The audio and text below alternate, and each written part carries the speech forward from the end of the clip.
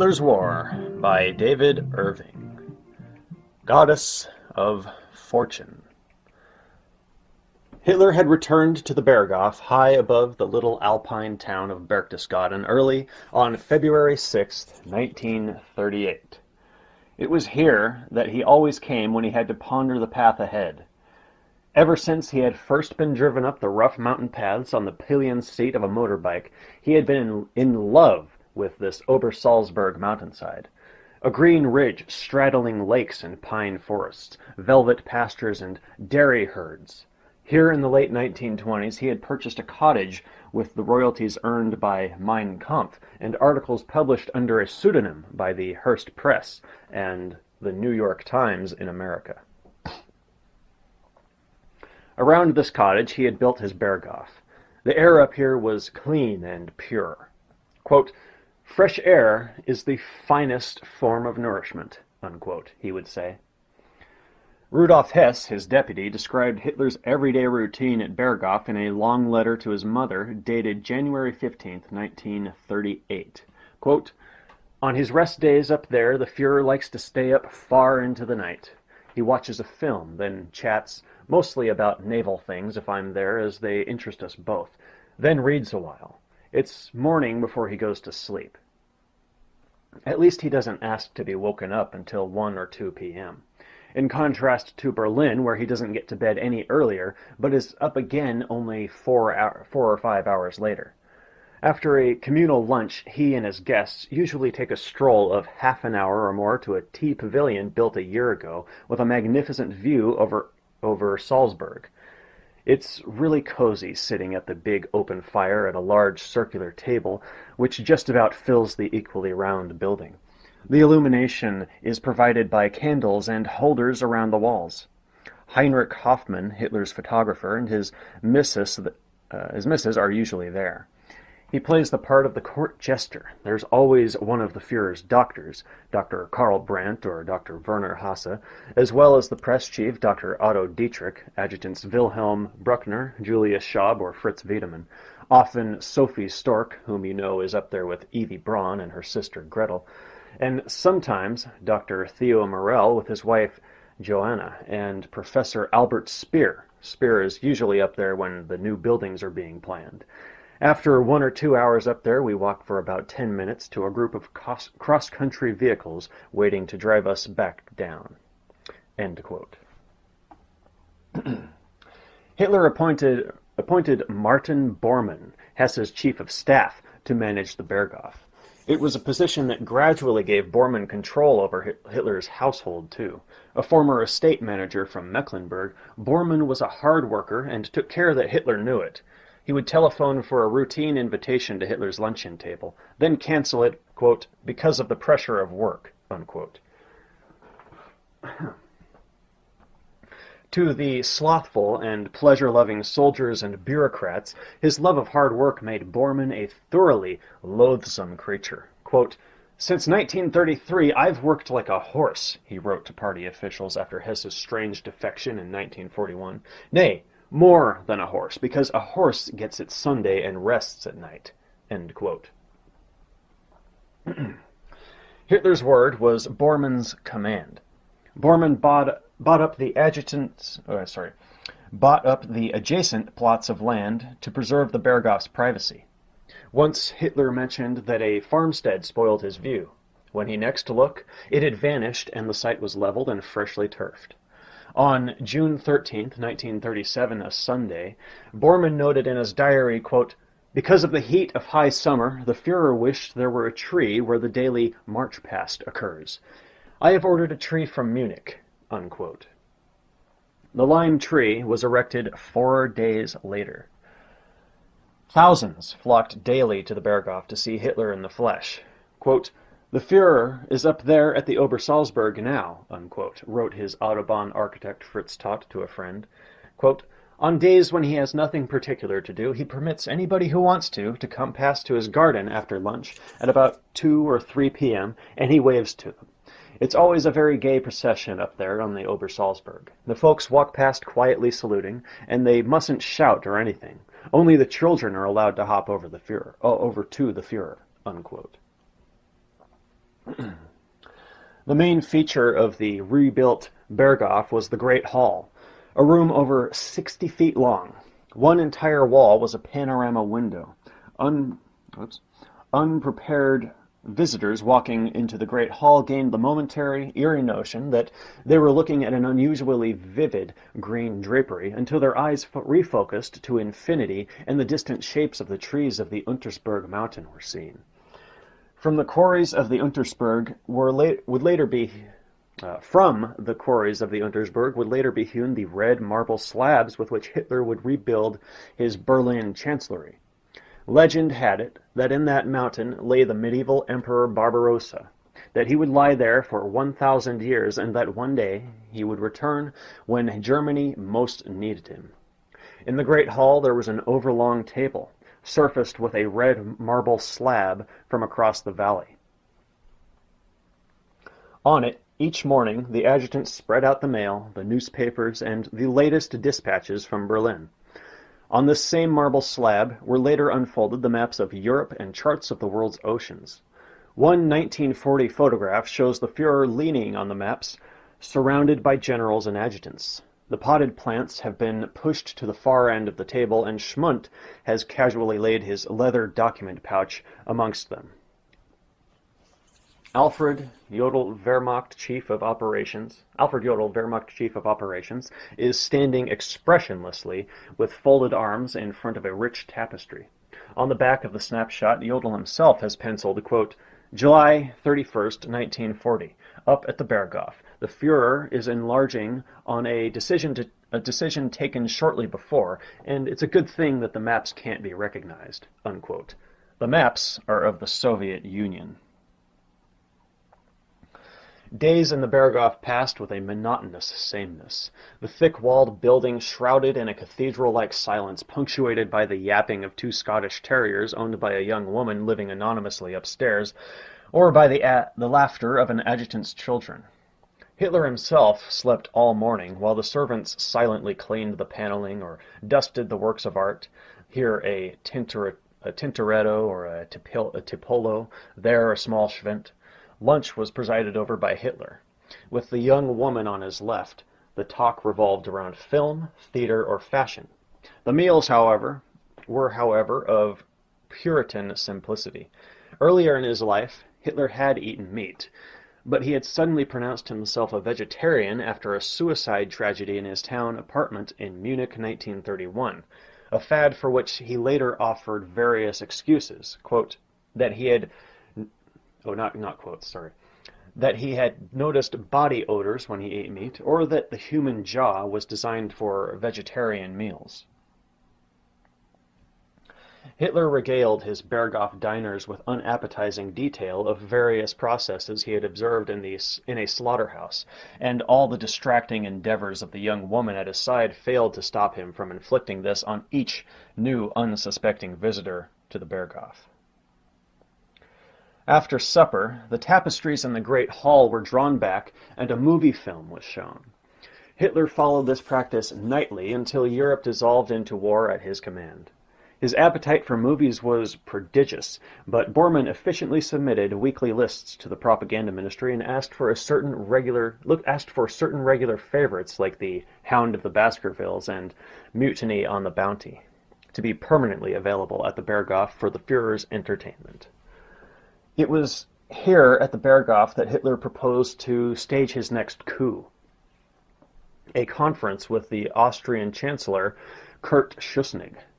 Relations with Austria were formally governed by a treaty of July 1936. Schuschnigg was autocratic and willful and refused to accept the harsh realities of Central European politics. To his friend, the police president of Vienna, he once admitted that Austria's future was, quote, of course, unquote, inseparable from Germany's, but he was damned if he was going to put up with Berlin dictating his own foreign policy to him.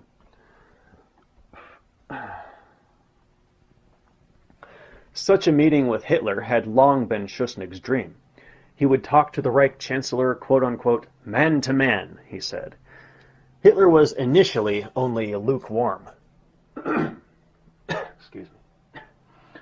But he had told his special ambassador in Vienna, Franz von Papen, in the first week in January that the meeting might take place at the end of the month.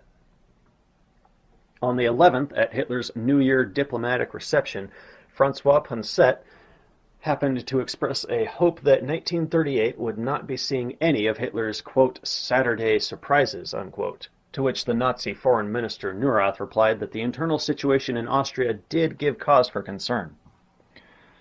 Over dinner with the Austrian envoy Stefan Tauschitz on January 21st, Neurath amplified this, quote, if a boiler is kept heating and there is no safety valve, it's bound to explode, unquote. This was a reference to the continued internment of Austrian Nazis against the spirit of the July 1936 treaty. On the 22nd, Vienna learned from Berlin that Goering was secretly boasting that the Reich's difficulties in paying cash for Austrian raw materials would disappear in the spring. On January 26th, the very day of the confrontation staged in Hitler's library between General von Fritsch and the blackmailer, Neurath telegraphed from Berlin to Vienna the Führer's proposal that the Berghof meeting should take place on about February 15th. 5 days later, Alfred Jodel's diary quoted Keitel, quote, the Führer wants to switch the spotlight away from the Wehrmacht, make Europe catch its breath. Schuschnigg had better not take heart, but tremble, unquote.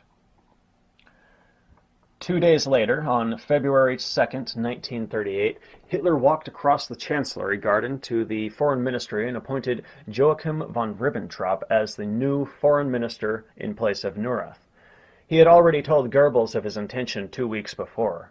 Goebbels warned him that Ribbentrop was a, quote, zero, unquote, but Hitler saw in him the ideal diplomatic secretary, a loyal henchman who would channel his political directives to the missions abroad. Ribbentrop had few other admirers. One voice, that of an army general, Karl Heinrich von Stülpnagel, summarized the main objections to him. Quote, indescribably vain. His idea of foreign policy is this. Hitler gives him a drum and tells him to bang it, so he bangs the drum loud and strong. After a while, Hitler takes the drum away and hands him a trumpet, and he just blows that trumpet until he's told to stop and play a flute instead. That's why he's been banging and tooting and fluting. He never knows and never finds out. End quote. Ribbentrop was 4 years younger than Hitler. He had served as an officer in a good Prussian regiment. In post-war years, he had built up a thriving export-import business in wines and spirits. With his increasing affluence, he had bought a villa in Berlin's fashionable Dahlem suburb and married into the Henkel-Champagne family. Hitler regarded this rich newcomer as somebody with influential connections abroad. There is no doubt that he had selected Ribbentrop until now, his London ambassador, to replace Neurath in forlorn hope that this would flatter opinion in the British capital. He apparently disclosed to him only his more immediate geographical ambitions. Austria, Czechoslovakia, the former German province of Memel seized by Lithuania in 1923, Danzig, and the quote-unquote Polish corridor, the strip of land linking Poland to the Baltic but separating East Prussia from the rest of Germany. Ribbentrop, for his part, respected Hitler's confidences. He was a gentleman with a sense of the correct that sometimes inflated to almost ludicrous proportions. He would decline to discuss with post-war American investigators the details of his August 1939 secret pact with Stalin, since it was still secret, quote, as a matter of international courtesy, unquote. Franz von Papen, Hitler's special envoy to Vienna since 1934, arrived at the Berghof late on February 6, 1938, shortly after Hitler himself. Hitler had recalled him, but now promptly sent him back to Vienna with instructions to invite the Austrian Chancellor to the Berghof on the 12th. Papen pocketed his pride and did so over the next few days. He and Schuschnigg Over the next few days, he and Schuschnigg discussed what demands each side had to make of the other. Schuschnigg agreed in principle to appoint pro-German ministers of finance and security. Hitler agreed to close down the Nazis' headquarters in Vienna. For this summit meeting, Hitler set his stage with the care of a Bayreuth producer.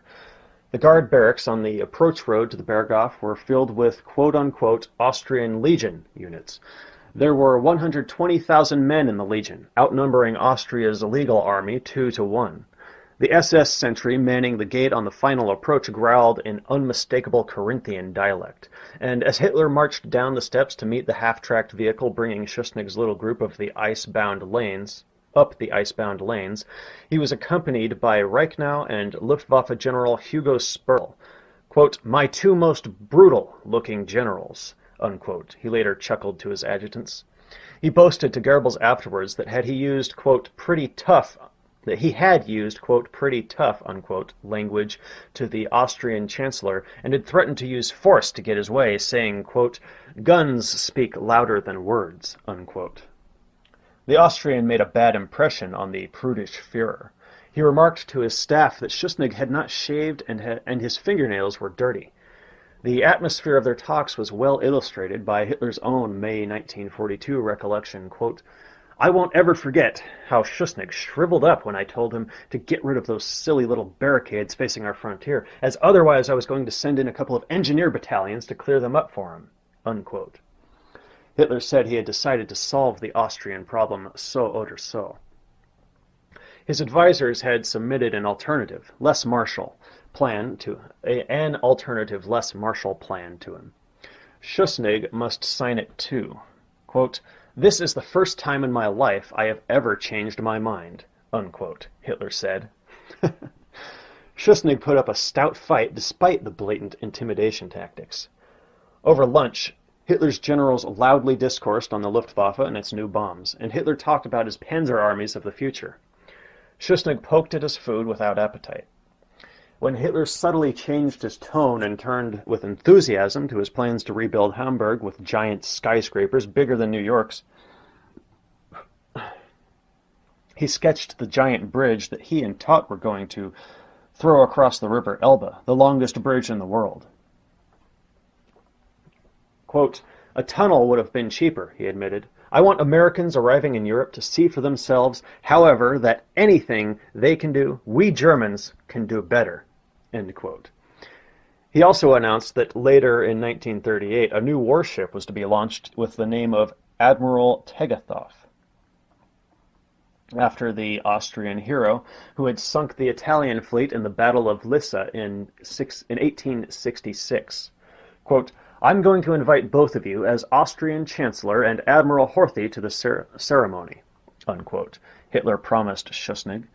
This generated such enthusiasm that when Hitler withdrew after lunch with Ribbentrop to draw up the document that Schuschnigg must sign, some of the Austrian visitors loudly proclaimed, quote-unquote, "Heil Hitler!" to everybody's embarrassment. This mood changed sharply when Schuschnigg saw the proposed agreement. It required him to appoint Dr. Arthur Seyss-Inquart as Minister of Security and Dr. Hans Fischbach as Minister of Finance to prepare an economic union between Austria and Germany. All imprisoned Nazis were to be amnestied and reinstated.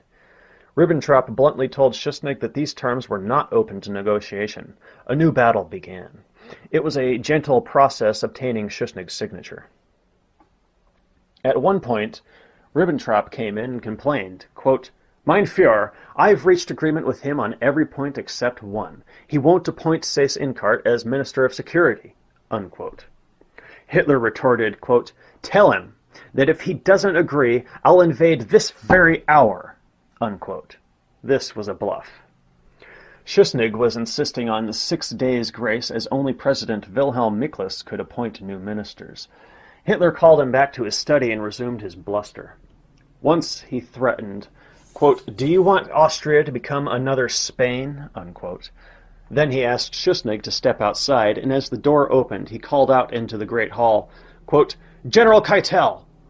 When Keitel hurried in, Hitler motioned him to a chair. "Just sit there," unquote. This dumb charade lasted for 10 minutes before Schuschnigg was called back in. Schuschnigg initialed the final draft of the agreement without further objection. He had withstood Hitler's hypnotic influence for longer than many of the Wehrmacht's most seasoned generals later did. Quote, "I have to admit," Schuschnigg told a Viennese intimate 2 days later, "that there's something of the prophet about Hitler." Unquote.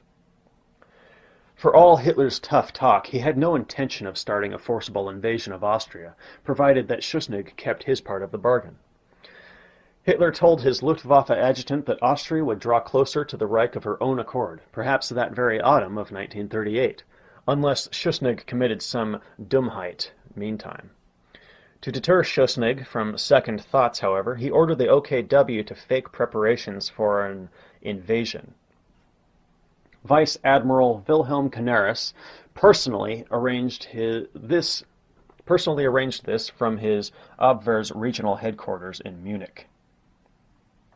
At first, these fears seemed groundless. Shortly after Hitler's return to Berlin, he learned on February 15th that President Miklas had fully ratified the Berghof Agreement. Hitler was host to the diplomatic corps that evening.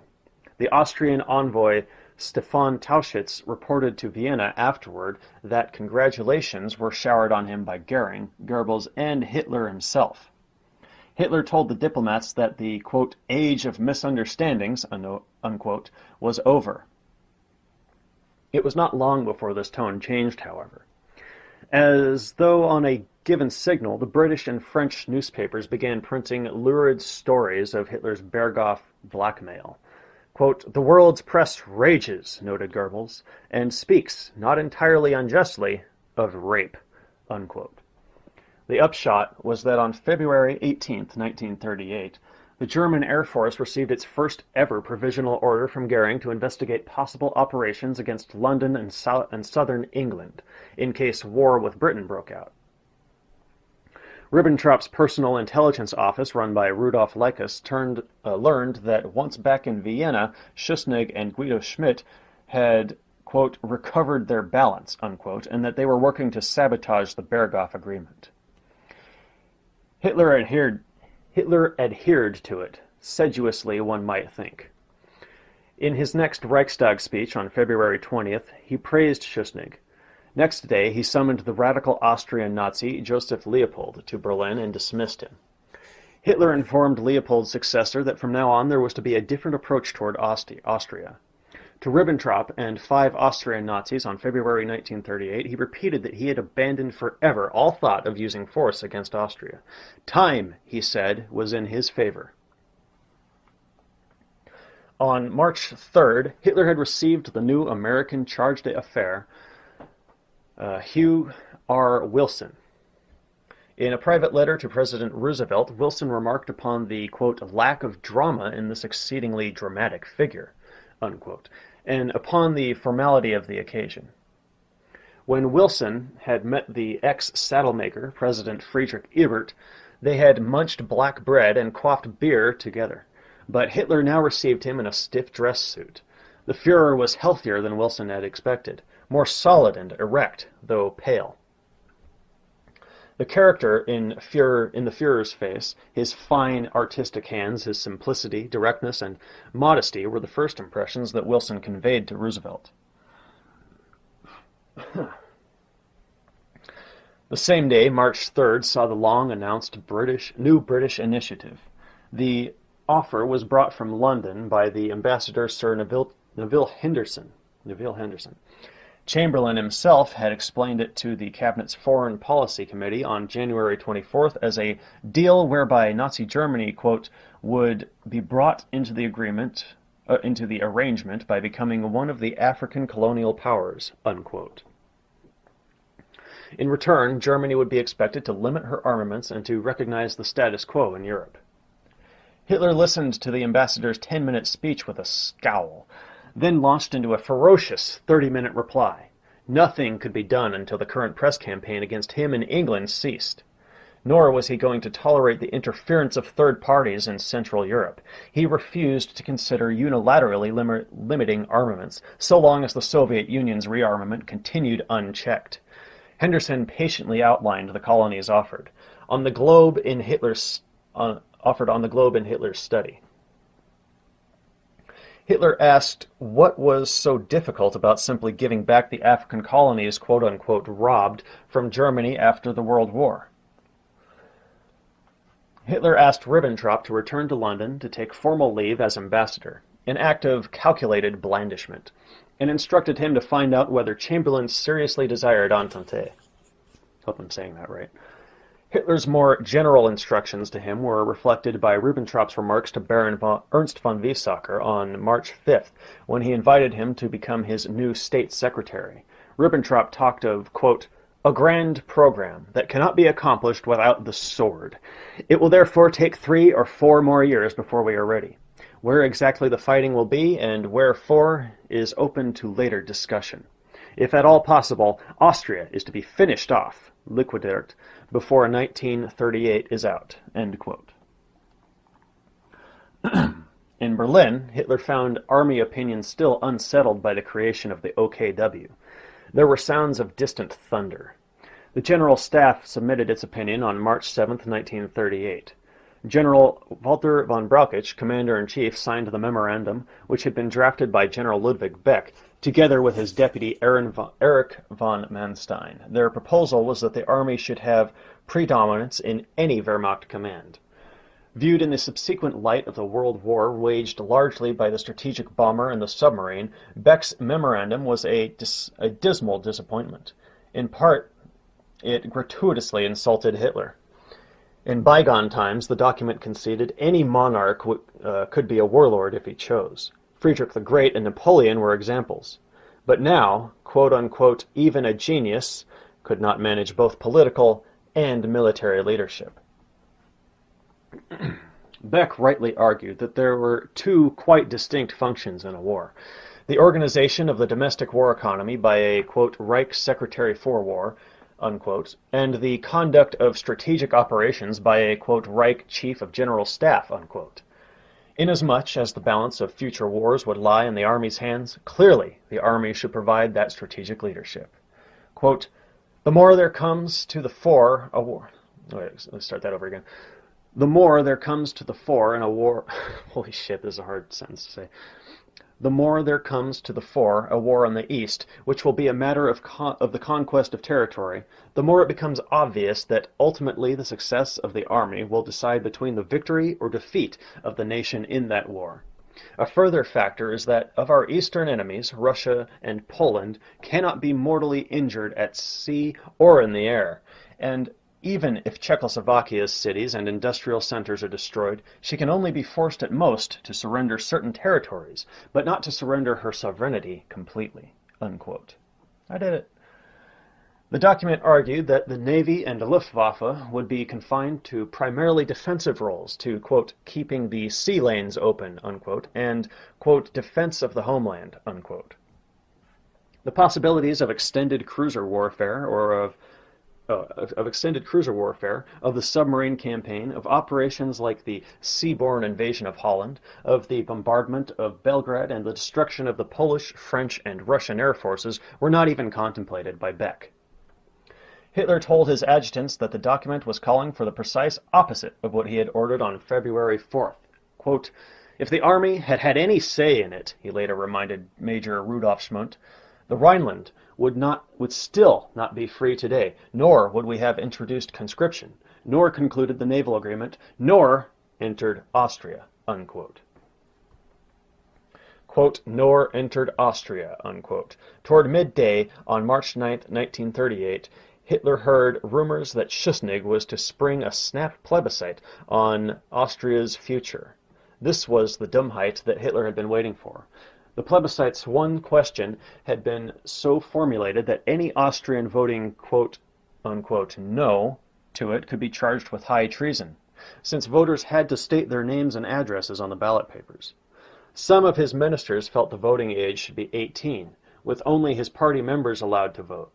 Others recalled that the Constitution defined the voting age as 21, but Schuschnigg arbitrarily raised it for the plebiscite to 24, the Nazis being primarily a party of youth, and stipulated that the votes were to be handed to his own party officials, not the usual polling stations.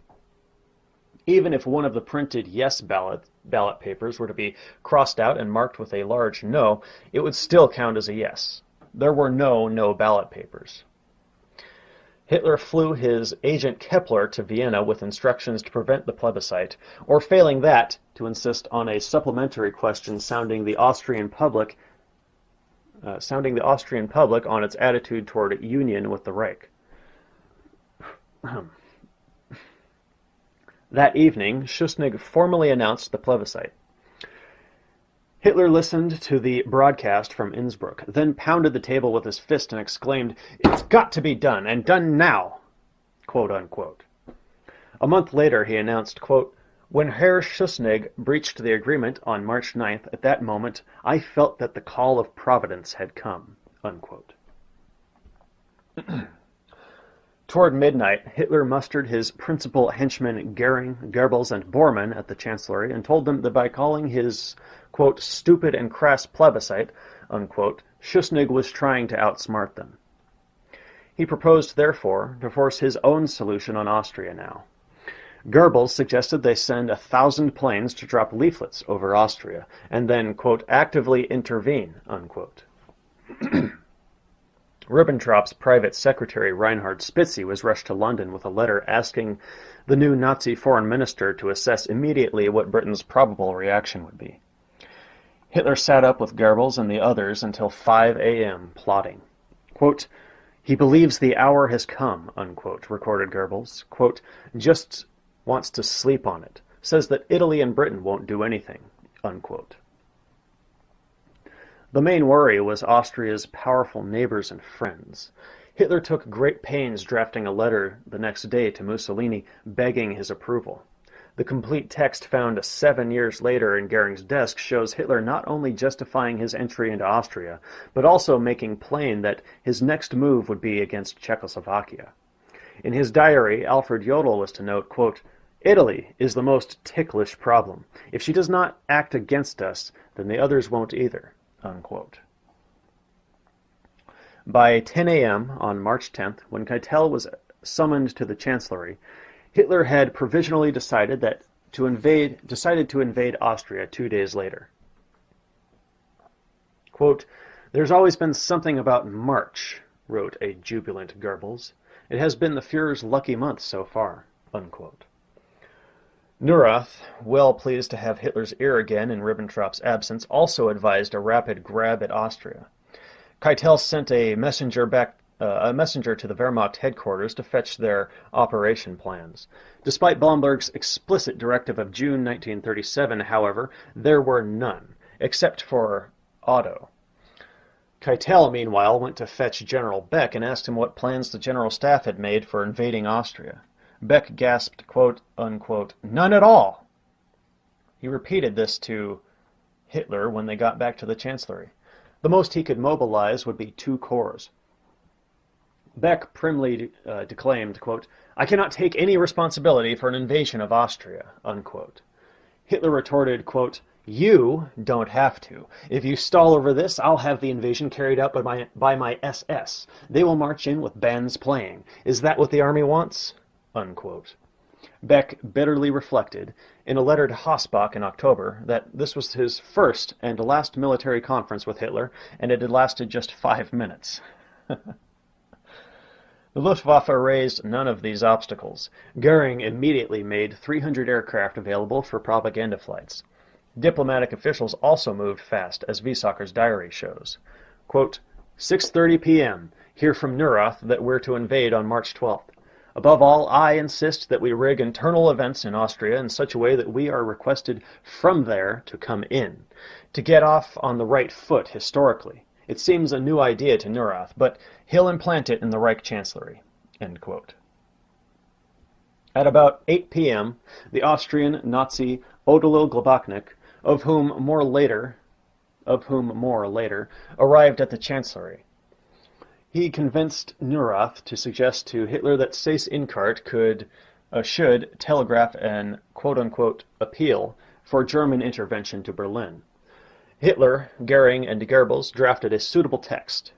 The telegram, which Seyss-Inquart never even saw, appealed to Hitler to send in troops to restore order because of unrest, murder, and bloodshed in Vienna. Over dinner in his villa, Goering handed the draft telegram to Austrian General Gleise Horstnau to take back to Vienna.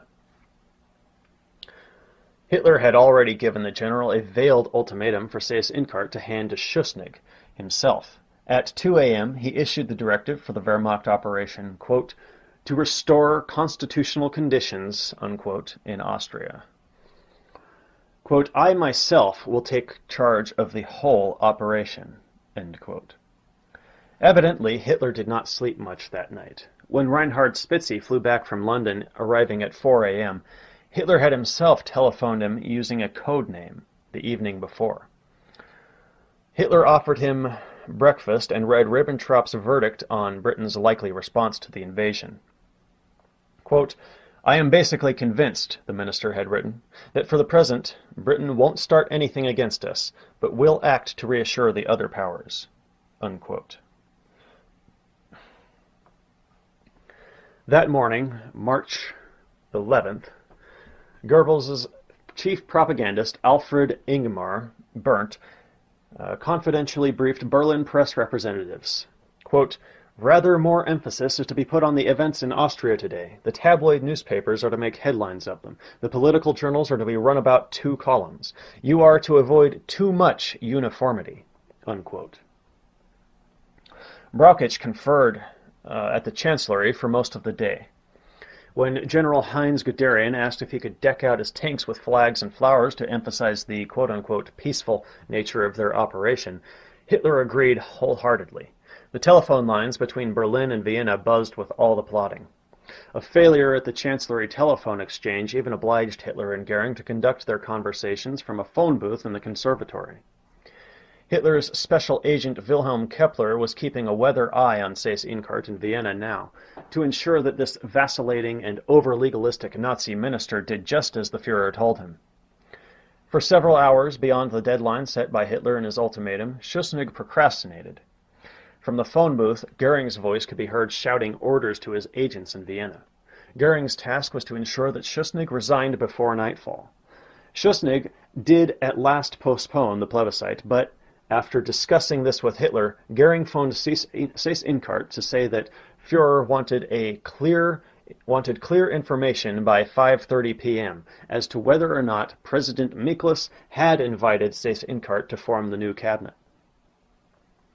Seyss-Inquart expressed the pious hope that Austria would remain independent, even if National Socialist in character. Goering gave him a non-committal reply. 5:30 came and went. Goering ordered Seyss-Inquart and the military attaché, General Wolfgang Muff, to visit the president. Quote, tell him we are not joking. If Miklas hasn't grasped that in 4 hours, then tell him he's got 4 minutes to grasp it now. Unquote. To this, Seyss-Inquart weakly replied, quote, oh well. End quote. At 8 p.m., he again came on the phone from Vienna. Nobody had resigned, and the Schuschnigg government had merely, quote-unquote, withdrawn, leaving events in limbo. For half an hour there was agitated discussion in the Chancellery of this irregular position, with Goering in favor now of military intervention and Hitler a passive, pensive listener. Then, as they slouched back from the phone booth to the conference room, Hitler slapped his thigh, looked up, and announced, Jetzt geht's los, voran, which means, okay, we'll do it now, move. End quote. At about 8:30 p.m., Hitler signed the executive order. The invasion would commence the next morning. Soon afterward, at 8:48 p.m., Kepler telephoned from Vienna that Miklas had dissolved the government and ordered the Austrian army not to resist.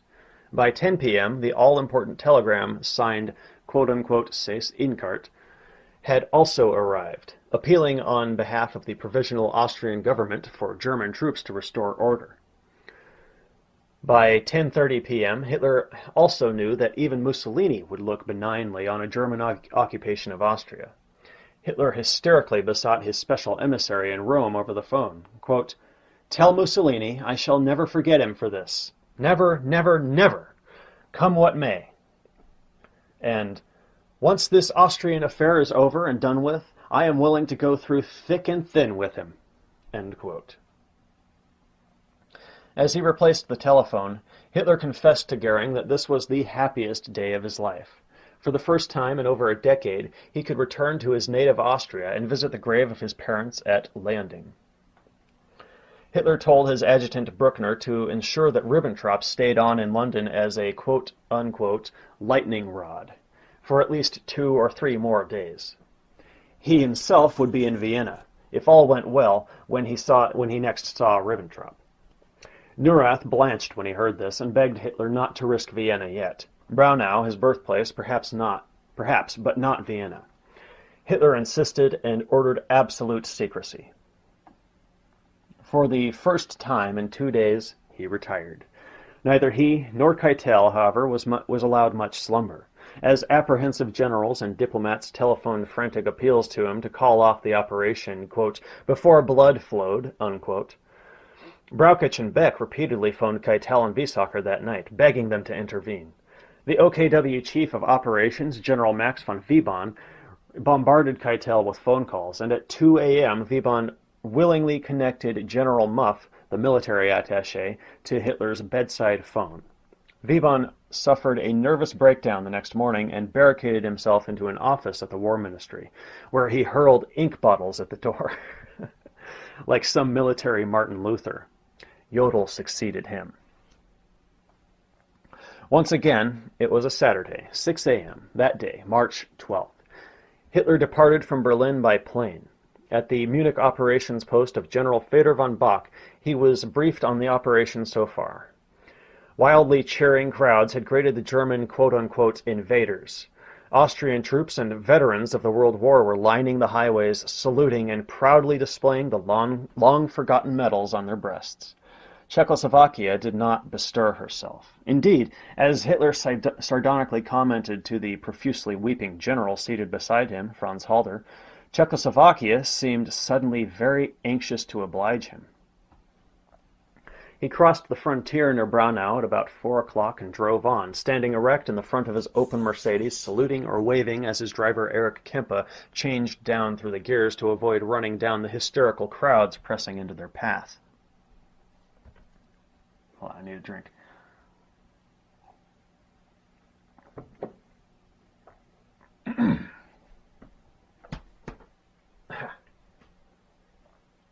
All right.